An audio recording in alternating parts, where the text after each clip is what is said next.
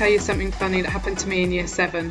We were doing a project in RE called The Island, and the idea was that it would take us up to half term, and at half term we'd have this sort of big party, be able to bring food and drink, wear whatever clothes we wanted, provide entertainment and kind of show off our island to the rest of the class. So it's a day of the celebration and everything's organised, and I've got cookies and I've got my favourite trousers and I've got some orange juice, and I've put them in my locker because the lesson isn't till after lunch. So it comes to lunchtime and I go to find my locker key and I cannot find it anywhere.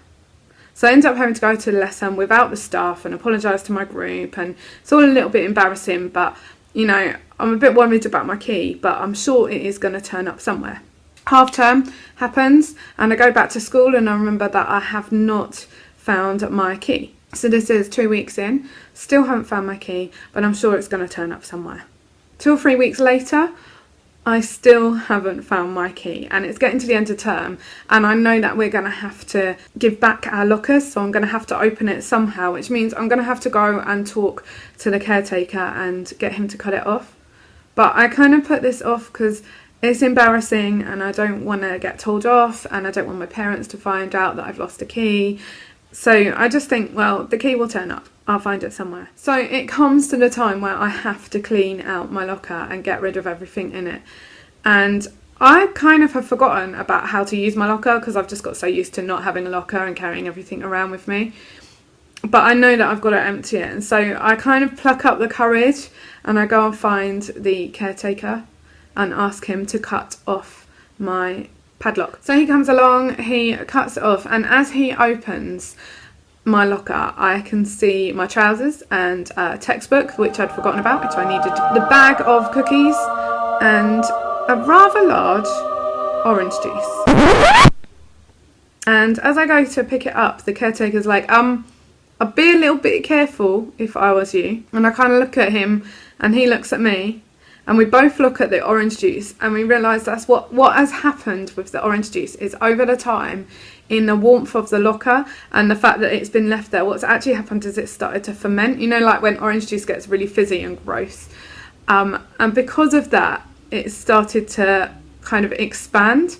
It's kind of at a place where he and I are both a little bit worried that if we touch it, it might explode.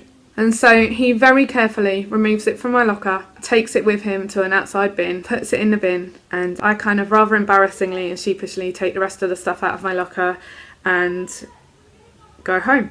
But it got me thinking about why didn't I go and just deal with it in the first place? And I think quite a lot in school, we just don't want to deal with some little things that actually suddenly become massive things. I mean, imagine if that orange juice had actually exploded. Imagine it. It would have been all over my favourite trousers.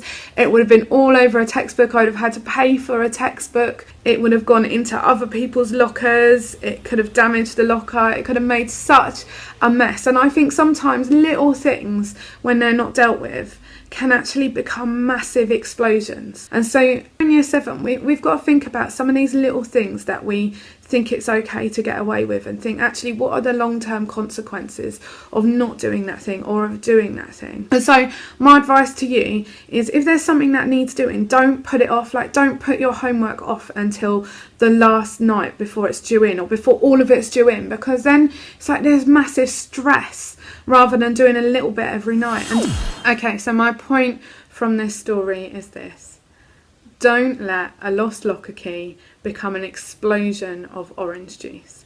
Get things done, sort things out quickly, don't let things fester and bubble up within you. Find someone to talk to about things. And if you want to talk to us about things, contact us here on the website.